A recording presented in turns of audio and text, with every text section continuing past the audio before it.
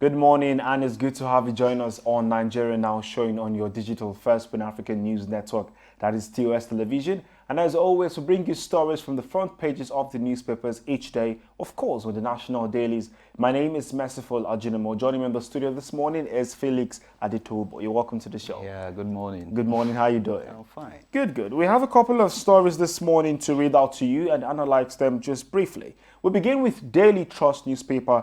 The banner headline right there says, residents decry rot in FCT as reps summon minister. We have three riders. The first, legislators frown at poor waste management, say Abuja terribly unsafe. The third one is child bail over non-appointment of mandate secretaries. That can be found on page 5. We see the picture of the day there where we see, some things happening right there. A car on flooded road along Galadima, and that's right in the capital city of Abuja. What do you take of this story? Saying that, before now we've had, people complain of, floods, waste management and issues. Where are we now as Nigerians? I think we're still in a deplorable state. The environment, especially Abuja. The capital city. Yeah, the Abuja residents have, been complaining, and it's like the last time we had a better Abuja was during the time of the governor of Kaduna State, that's Nasir El-Rufai, while he was the FCT minister. But this present minister, I'm telling you, is like he's not doing anything. That's just the way it is. Why do you say so? If you look at the whole of Abuja, Abuja is as dirty as what you can just imagine, And look at what's happening in Lagos. Look at the system that Lagos used to clean Lagos, as choked Lagos is. Still, the government is able to manage Lagos State. What about Abuja? We should be able to take care of this place very well. Hardly you see a place you pass through in Abuja where you not be perceiving these very offensive smells. Why?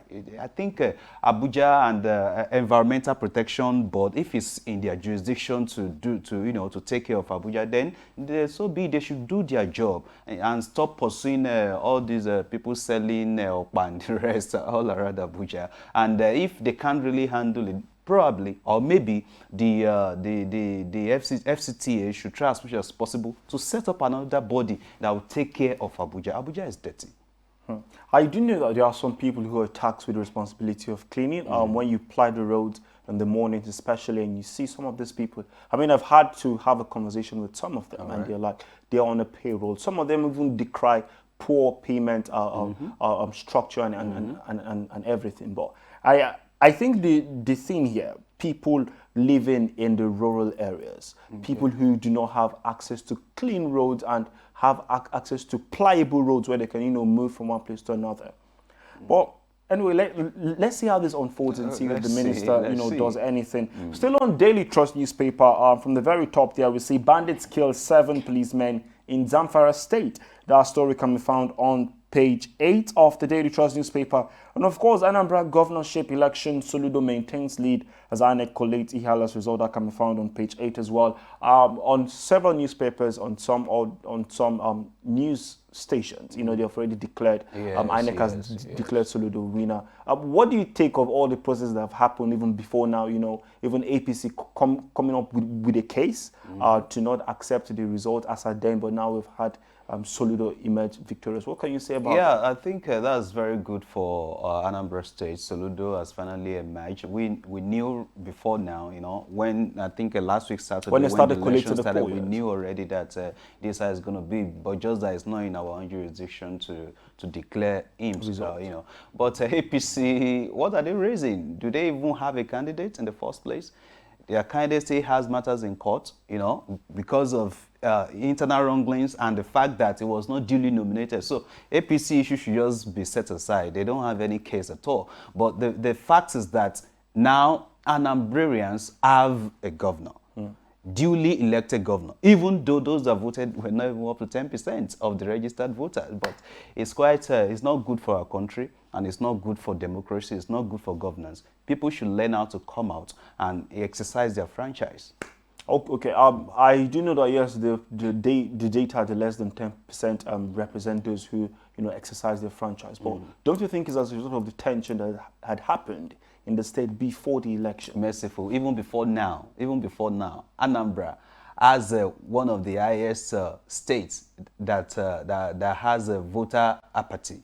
2015, how many people came out? Not up to 30%.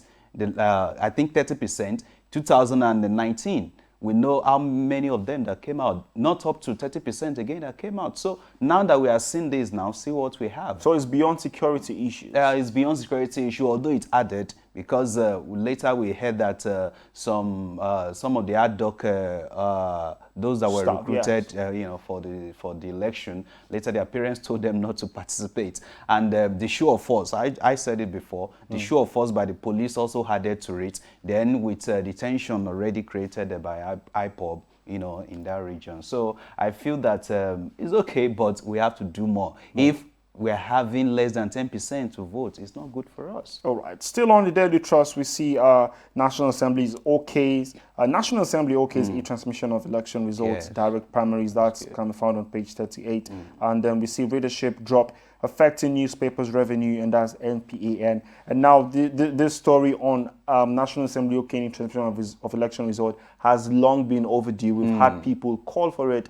Before now, they okayed the INEC to make decisions, right? And now they are finally okayed the electronic transmission of result. What do you have to say about it? Thank God for the passage of the Electoral Bill 2022.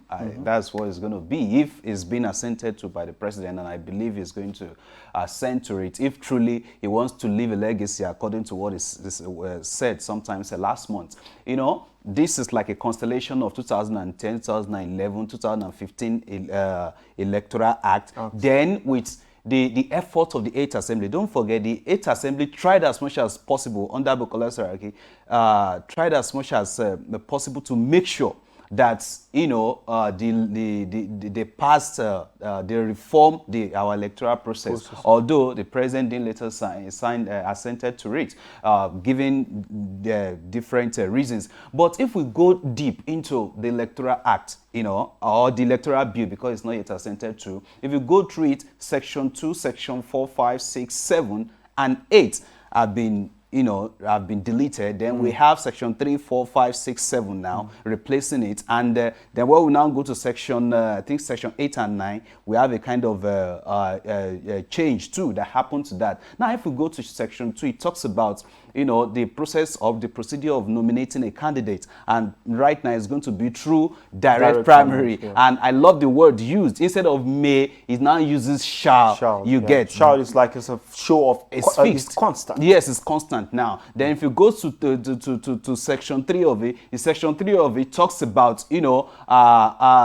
telling or letting the commission knows about, the guidelines that is being used for the primary, and it should be given to them within 14 days. Then it goes ahead to talk about, how they are going to send their own people to monitor the election, the primary in those centers, and also to give the person who is being nominated like 14 days about the procedure, of that. So it gives everyone that sense of belonging. Right now, that is going to be what is it called? That is going to be a direct primary. And also something that we need to note, merciful, is this: the Electoral Act really undo a whole lot of things. In 2015, something happened in Kogi State.